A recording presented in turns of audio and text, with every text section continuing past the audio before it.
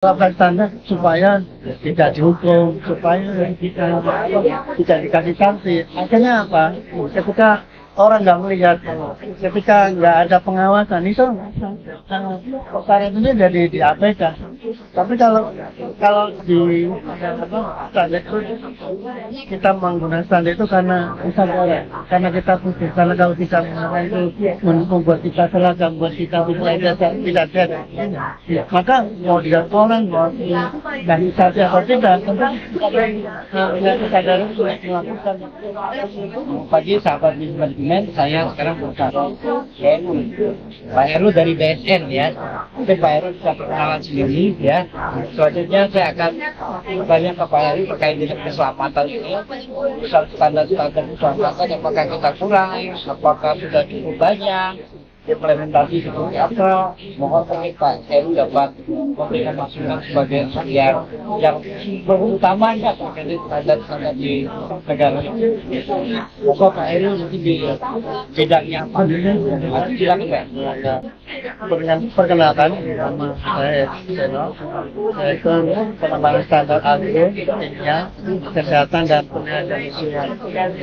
Jadi salah satu standar menjadi role kami standar KTK, keselamatan dan kesehatan kerja. Kalau standar saat ini memang kalau dibilang sudah banyak. Kalau dibilang apakah sudah cukup, saya kira masih kurang banyak karena keselamatan ini kan memiliki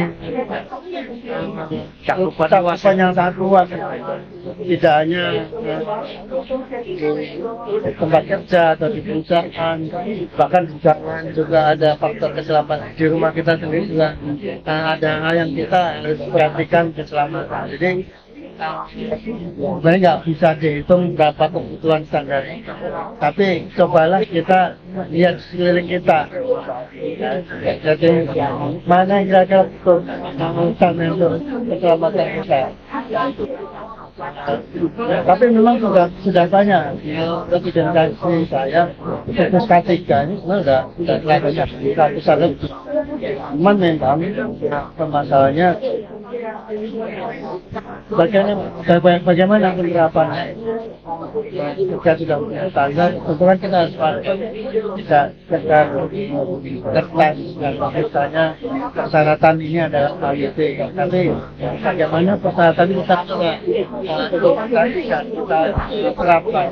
Berarti apa artinya standar yang sudah cukup banyak sekarang optimalisasi dan implementasi belum? Jadi sebenarnya gini, yang penting adalah kenapa kita butuh standar ini. Itu yang penting.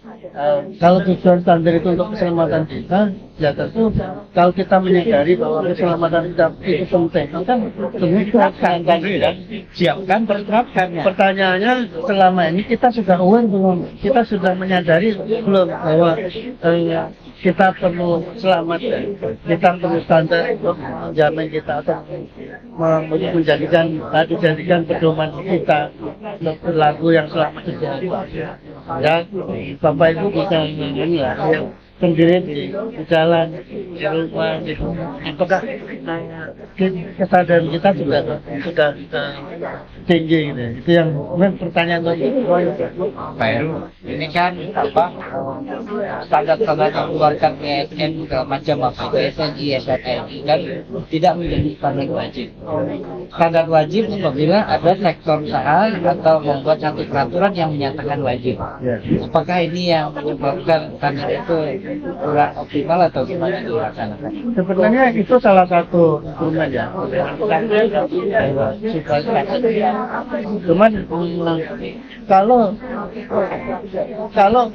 kita mengandalkan wajib, kadang esensinya nggak akan naik. Karena orang kemudian menerapkan standar supaya tidak dihukum, supaya tidak dikasih sanksi. Akhirnya apa?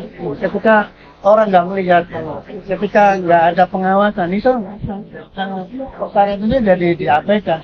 Tapi kalau di apa, standar itu kita menggunakan standar itu karena kesadaran, karena kita butuh. Karena kalau kita menggunakan itu membuat kita seragam, membuat kita tidak ada. Maka mau dilihat orang, mau dari saja atau tidak, tentu kita punya kesadaran untuk melakukan. Pertama, kalau sudah jadi, bagaimana kita implementasikan ya? Oke.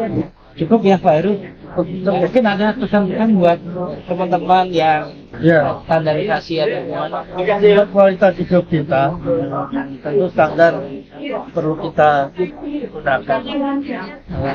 Tidak ada apa, tidak ada kata terlambat bisa, tapi yang penting adalah kesadaran kita penting. Mau diawasi atau tidak, kalau kita apa mengikuti tanda insya Allah selamat. Oke, terima kasih banyak Pak Heru. Banyak Pak.